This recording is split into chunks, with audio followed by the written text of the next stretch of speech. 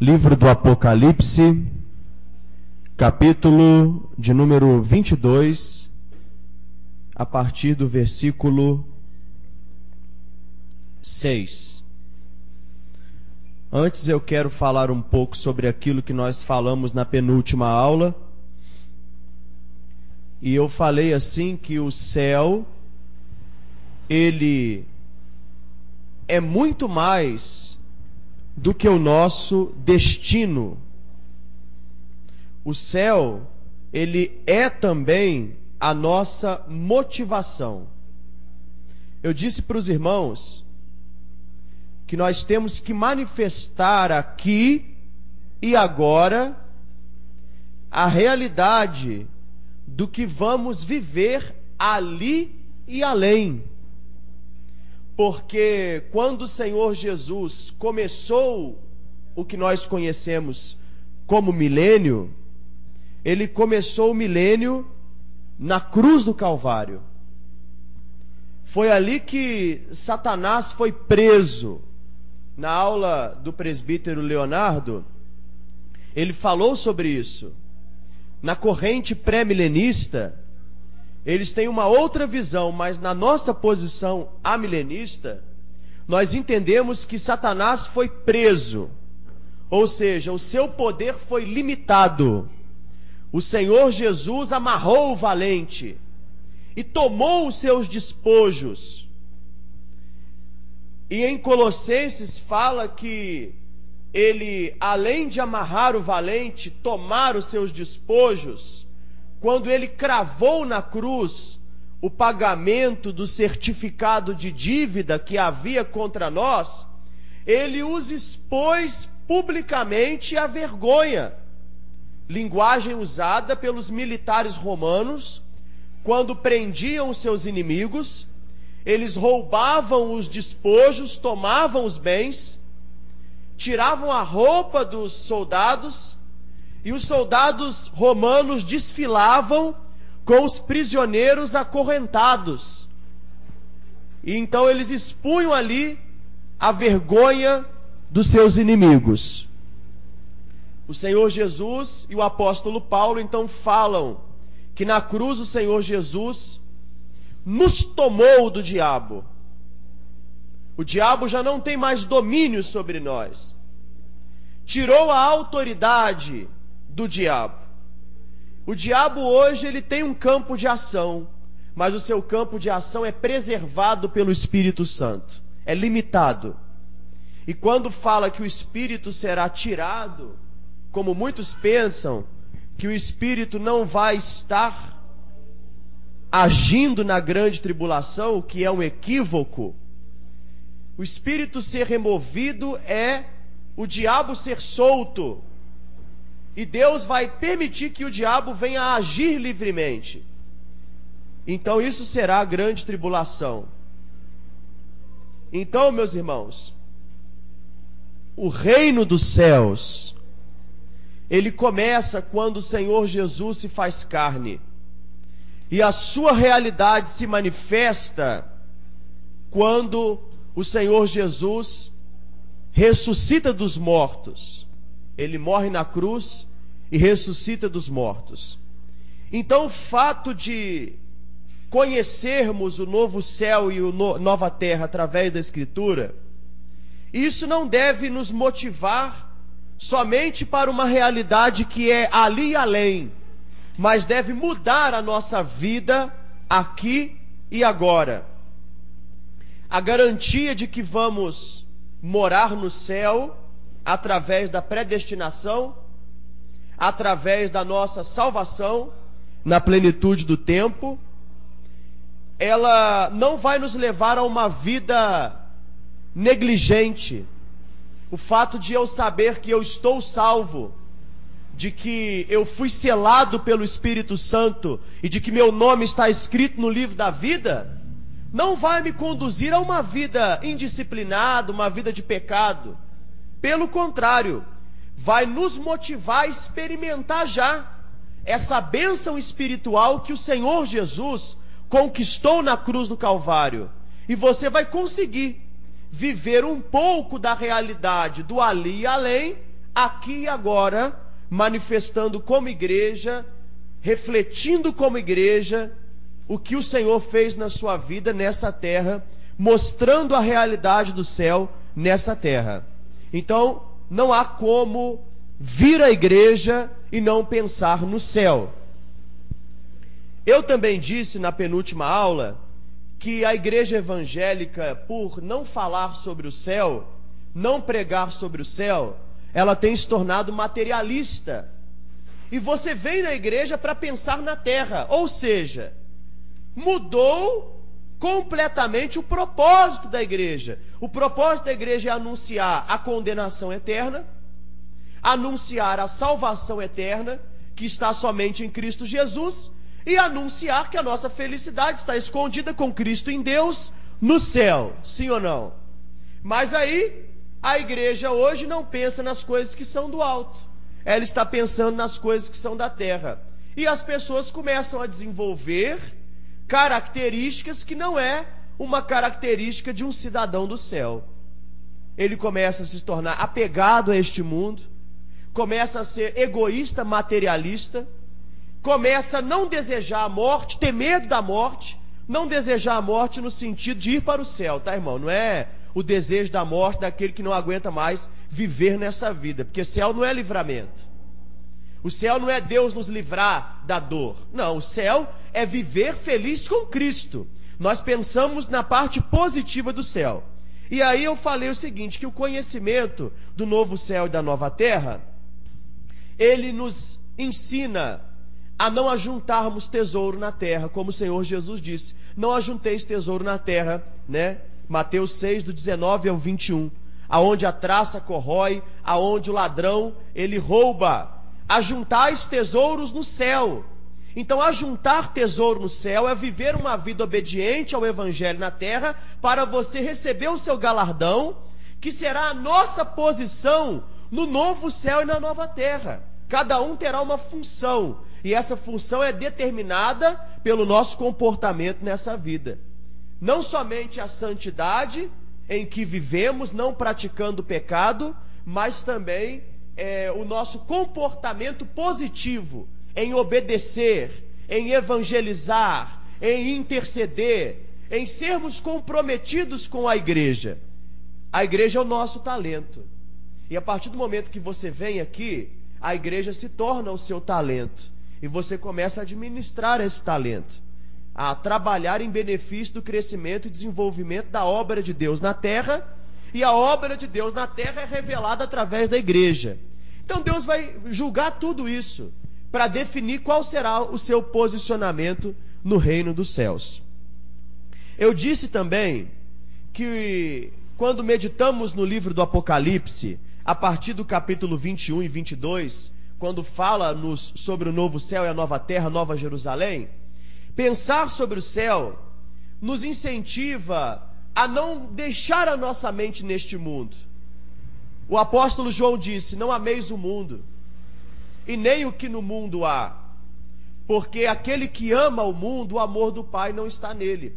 Mas aquele que o amor do Pai está nele, ele não é apegado a este mundo, porque ele vive pensando nas coisas atemporais, nas coisas profundas e eternas. E eu penso, durante todo o meu dia, desde o momento em que eu acordo até antes de me deitar para dormir, no dia em que o Senhor Jesus virá entre as nuvens do céu, no dia que descerá do céu a igreja adornada, e o Senhor vai restaurar esta terra, e será o novo céu e a nova terra, e habitaremos numa realidade sem dor, sem sofrimento. Entendemos que o ouro e as pedras preciosas não são literais, porque isso não tem valor no novo céu e na nova terra. Não vai haver negócios, não vai haver dinheiro. A água da vida se bebe de graça. Tudo que é do céu é pela graça, não é conquistado pelo trabalho do homem. Eu ouvindo uma palestra de um professor presbiteriano ontem à noite, ele falava sobre isso. Você não pode interpretar a cidade literalmente como o presbítero Elbert falou, a dimensão da cidade, literalmente, porque tempo, espaço, dinheiro, matéria, cansaço, coisas que nos fazem egoístas, hoje aqui, que nos prendem por causa da natureza pecaminosa, não vão existir lá. Então o apóstolo Paulo fala o quê? Em Colossenses 3, a partir do versículo 1, ele diz: se você já foi ressuscitado com Cristo, então busque as coisas que são do alto, não as coisas que são da terra, as coisas que são do alto, aonde Cristo está. Então você morreu com Cristo, você foi com Ele para a sepultura. O velho Agostinho, o velho José Carlos, o velho Írio, o velho Mateus, aquele que ainda não havia experimentado a realidade de sua predestinação, ou seja, a graça ainda não tinha efetivado a salvação na realidade do tempo, ele morreu. Aí Jesus ressuscitou. Então aconteceu o novo nascimento. Você ressuscitou com Cristo. E aonde Cristo está? Assentado no céu. E o apóstolo Paulo fala assim: então tente pensar assim, que você está com Cristo, porque você morreu para essa vida, e a sua vida está escondida com Cristo em Deus. E ele continua falando em Colossenses: quando Cristo, que é a nossa vida, então a nossa vida não é aqui na terra, a nossa vida é Cristo. Quando Cristo, que é a nossa vida, se manifestar, nós nos manifestaremos também com Ele em glória. Outra coisa que eu disse, o conhecimento do céu nos faz orar, né? Venha o teu reino. Nós desejamos que isso aconteça logo. Você é feliz com a vida que você tem? Sou, porque eu não posso murmurar. Amém. Você tem que ser feliz com o que Deus te deu, com a sua saúde, né? Ou com a sua enfermidade, com a sua prosperidade ou com a sua pobreza. Foi o que Deus te deu. Ele determinou isso para você, e Ele é Pai, e Ele sabe que se não fosse assim, talvez você nem se converteria. Mas nós aspiramos à nossa pátria, porque assim como o José Nilson veio do Maranhão para Juiz de Fora, graças a Deus aqui ele conseguiu se adaptar. Ele fez uma família e ele não tem vontade de voltar mais para o Maranhão. Mas tem gente que sai da sua terra e sofre e fica doido para voltar para a terrinha. Então nós estamos aqui, mas a nossa terra não é aqui. O nosso espírito, ele fica nos puxando para outra realidade. Então nós sonhamos com a nossa terrinha, com a terra que Jesus nos prometeu. Então a gente não liga muito para muita coisa aqui na terra, não. Nós nos preocupamos com a igreja nós nos preocupamos. Nós queremos que ela cresça, que ela desenvolva, que muitas pessoas se convertam, que ela seja bonita, um lugar de oração, tenha estudos. Isso nós preocupamos. Mas com a nossa vida mesmo, a gente só tendo que comer, tendo que vestir, estamos contentes. Então nós oramos: Senhor, venha logo o teu reino e que a tua vontade seja obedecida na terra como ela é obedecida no céu. Também nos estimula a santidade. Pedro fala assim que nós estamos aguardando e desejando a vinda do Senhor. Então, fazendo isso, nós, segundo essa promessa, ele diz que nós procuramos, a partir do versículo 12 ao 14, senhor Francisco, o senhor pode sentar aqui do lado de sua esposa, não é pecado não, tá?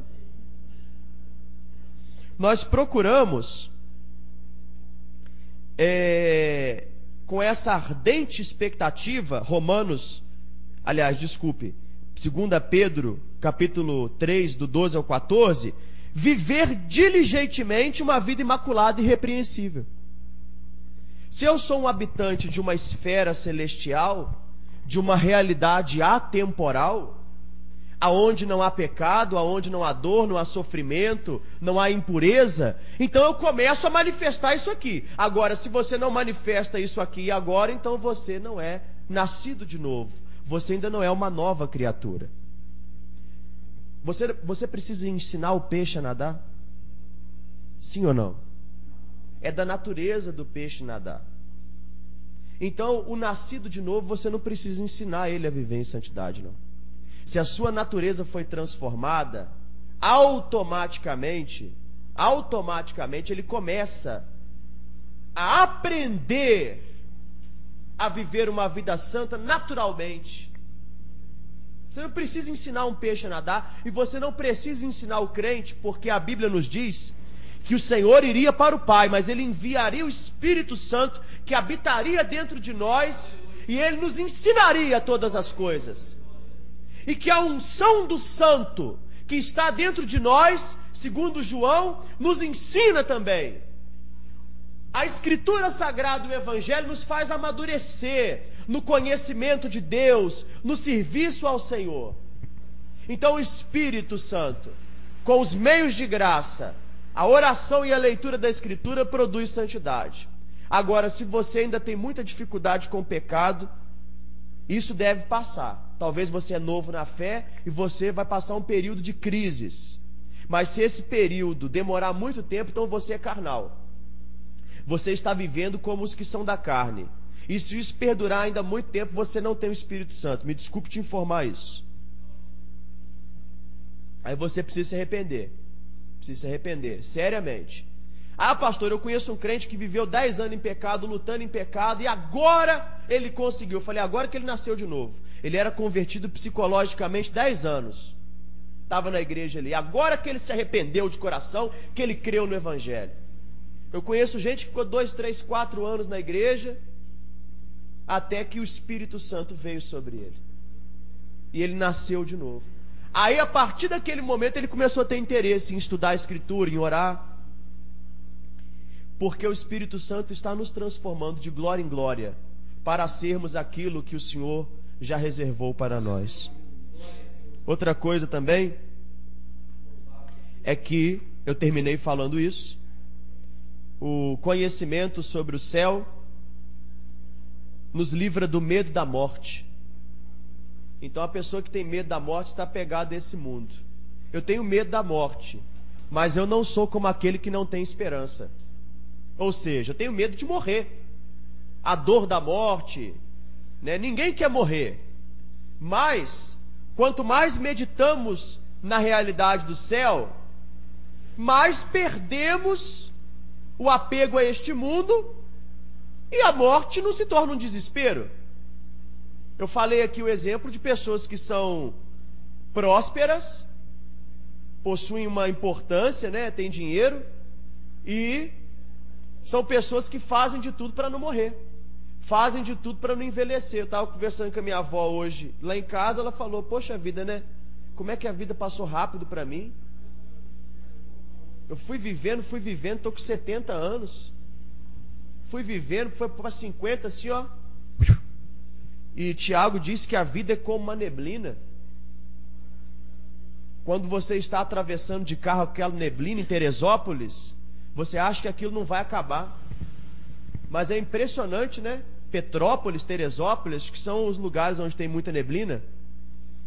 A neblina, ela parece que não vai acabar, e aquele tempo chuvoso, de repente o carro passa daquilo, vem sol, você fica assustado. Então a vida é assim, é como uma flor, ela está e murcha. Então a pessoa que tem dinheiro, mas não tem esperança em Cristo, ela toma remédios, ela cuida da saúde. Não que o crente não deva cuidar de saúde, mas a pessoa fica desesperada. Eu vejo o Silvio Santos, com 81 anos, ele está fazendo de tudo para não morrer. Você percebe isso na pessoa, não quer morrer não. E a família luta para preservar. E eu vejo a vida de Martin Lloyd Jones, que já estava com seus 80 anos, cansado, pregou 50 anos na Catedral de Westminster, e ele adoeceu e era uma doença para a morte. E ele também era médico. A igreja começou a orar. Na época a igreja devia ter uns 3 mil, 5 mil membros. Ele disse, não, podem parar de orar. Não me detenham da glória. O Senhor preparou esse tempo para mim morrer e eu quero. Eu não sou como aquele que não tem esperança. Já vivi, já criei os meus filhos, já cumpri, fiz o bom trabalho. Então eu posso. Então é uma pessoa diferente, porque tem a esperança em Cristo. E o apóstolo Paulo fala aos Filipenses que ele tem uma ardente expectativa e esperança. Olha só, ele diz o seguinte: porque para mim o viver é Cristo, o morrer é lucro. Ele fala, não sei o que escolher. Eu sei que estar com Cristo, a partir do versículo 20 do capítulo 1 de Filipenses, é muito melhor. Mas o Senhor parece que revelou ao apóstolo Paulo que ainda não era o tempo da sua partida, porque a igreja ainda precisava da sua palavra inspirada, e Paulo era um instrumento. Cristo estava usando o apóstolo Paulo.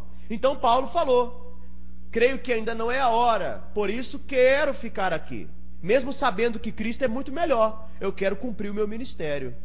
Só que lá em 2 Timóteo o discurso é diferente. Combati o bom combate, completei a carreira, guardei a fé, traz a minha capa, traz os livros, porque agora estou completando as aflições de Cristo. O discurso já é diferente, porque ele sabe que a sua hora chegou.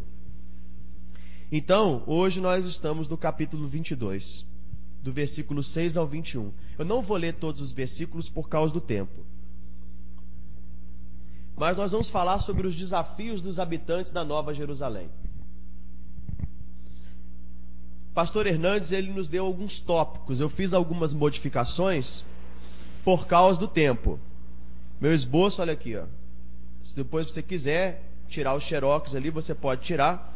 São acho que 11 páginas. Mas eu vou tentar fazer um resumo, para em 20 minutos nós concluirmos. Os habitantes da Nova Jerusalém, segundo o texto, mantenha sua Bíblia aberta, a partir do versículo 6... E disse-me, estas palavras são fiéis e verdadeiras, e o Senhor, o Deus dos espíritos dos profetas, enviou o seu anjo para mostrar aos seus servos as coisas que em breve devem acontecer. Então aqui João está tratando da fidedignidade. Fale comigo, fidedignidade da palavra do livro do Apocalipse. O livro do Apocalipse não é o Apocalipse de João. É o Apocalipse, é a revelação de Jesus Cristo que Deus deu ao seu anjo para entregar a João. Então esse texto, ele fala da canonicidade do livro do Apocalipse. Esse texto fala da inspiração do livro do Apocalipse. Esse texto fala da natureza divina do livro do Apocalipse. Porque, por certo, o Senhor conhece o futuro. E Ele sabe que os rabinos, os judeus e até mesmo a igreja medieval ia ter certa dificuldade de crer que esse livro era inspirado. Então, assim como no livro dos profetas no Antigo Testamento nós temos a palavra assim diz o Senhor, que é a marca da inspiração dos livros, que são dádivas de Deus, o livro do Apocalipse começa como revelação de Jesus Cristo e tem esse versículo para que ele seja aceito pela igreja nos séculos dos séculos como um livro inspirado por Deus. Versículo 7, a parte B, diz assim: eis que cedo venho, bem-aventurado aquele que guarda as palavras da profecia deste livro. Guardar as palavras da profecia, então, é o refluxo desse conhecimento. Eu guardo porque creio que esta palavra é inspirada. Eu guardo porque creio que esta palavra vem de Deus. E eu vivo em conformidade com esta palavra. Então, a parte B do versículo 7 nos diz que as profecias não são para nos informar o que vai acontecer, mas para preparar a igreja para o que vai acontecer. Porque este livro não é para os ímpios. O Apocalipse é para a igreja. Revelação às igrejas. Porque o povo lá fora não tem o dom da fé. E nada do que façamos, nós não vamos fazer o ímpio e regenerado não eleito acreditar. Então, Jesus está informando a sua igreja. Vocês vão passar por um período onde o evangelho vai ser pregado no mundo todo. cruz até o início da grande tribulação. Esse período é um período que é conhecido pelos pais da igreja como o milênio. Só que no final deste período vocês serão perseguidos, para que se cumpra o que Jesus mesmo disse na terra: sereis odiados, perseguidos, vilipendiados por causa do meu nome. Vos matarão, vos odiarão. Pai ficará contra filho, filho contra pai, porque eu venho vos trazer espada. Mas bem-aventurado aquele que não somente crê em Cristo, mas está disposto a também padecer por ele. Por quê? A igreja, ela se transformou numa instituição. E essa instituição religiosa, ela tem dentro dela eleitos e não eleitos, regenerados e irregenerados. E o Senhor da ceifa, ele vai subir na sua eira e ele vai ceifar os seus escolhidos, ele vai recolher no seu celeiro e a palha ele vai queimar no fogo. E esse dia do fogo vai chegar, e a igreja vai estar na terra, e ela não vai ser poupada do fogo. Só que é bom você entender que não é Deus que castiga a igreja. Deus está castigando o mundo ímpio. Por causa do castigo de Deus, o ímpio castiga a igreja. Quem martiriza a igreja são os ímpios. Enquanto Deus derrama os seus cálices sobre os ímpios perseguirão a igreja. Então, para que a gente não seja pego desapercebido, o Senhor nos dá o Apocalipse, para sabermos, então, identificar os sinais que vão preceder a sua segunda